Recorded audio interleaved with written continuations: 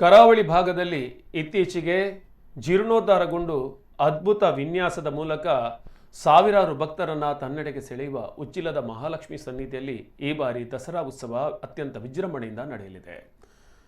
ಕರ್ನಾಟಕದ ಕೊಲ್ಲಾಪುರ ಎಂದು ಪ್ರಸಿದ್ಧಿ ಪಡೆದಿರುವ ಉಚ್ಚಿಲ ಮಹಾಲಕ್ಷ್ಮಿ ದೇವಸ್ಥಾನದಲ್ಲಿ ಸೆಪ್ಟೆಂಬರ್ 26ರಿಂದ ಅಕ್ಟೋಬರ್ 5ರವರೆಗೆ ವೈಭವದ ಉಚ್ಚಿಲ ದಸರಾ ವೈವಿಧ್ಯಮಯವಾಗಿ ನಡೆಯಲಿದೆ ಎಂದು ಡಾಕ್ಟರ್ ಜಿ ಶಂಕರ್ ಪತ್ರಿಕಾಗೋಷ್ಠಿಯಲ್ಲಿ ಹೇಳಿದರು. ದೇವಸ್ಥಾನದ ಪಕ್ಕದಲ್ಲಿ ನೂತನವಾಗಿ ನಿರ್ಮಿಸಲಾಗಿರುವ ಸುಸಜ್ಜಿತವಾದ ಶ್ರೀಮತಿ ಶಾಲಿನಿ ಡಾಕ್ಟರ್ ನಾಡೋಜ ಜಿ ಶಂಕರ್ ತೆರೆದ ಸಭಾಂಗಣದಲ್ಲಿ ನವದುರ್ಗೆಯರ ಮತ್ತು ಶಾರದಾ ಮಾತೆಯ ವಿಗ್ರಹಗಳ ಪ್ರತಿಷ್ಠಾಪನೆ ನಡೆಯಲಿದೆ.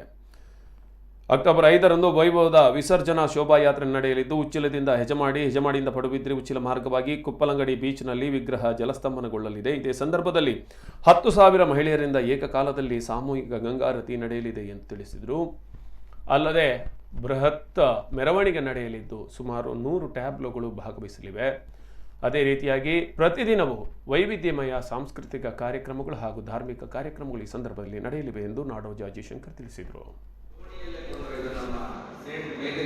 ಕೊಂಡೊಯ್ಯುವ 4 ದೋಣಿಗಳ ಒಂದು ವ್ಯವಸ್ಥೆಯಿಂದ 10 ಮೂರ್ತಿಗಳನ್ನು ನವದುರ್ಗೆಯರು ಮತ್ತು ಶಾರದಾ ಮಾತೆಯನ್ನು ಓಟ್ ಮುಖಾಂತರ ಸಮುದ್ರದಲ್ಲಿ ಜಲಸ್ತಂಭನ ಮಾಡುವ ಒಂದು ಕಾರ್ಯಕ್ರಮ, ಹಾಗೆ ಒಂದು 10,000 ಮಹಿಳೆಯರಿಂದ ಒಂದು ಮಂಗಳಾರತಿ ಆ ತಾಯಿಗೆ ಮಾಡುವ ಒಂದು ನಿರ್ಧಾರವನ್ನು ನಾವು ಕಮಿಟಿಯವರು ತೆಗೆದುಕೊಂಡಿದ್ದೇವೆ.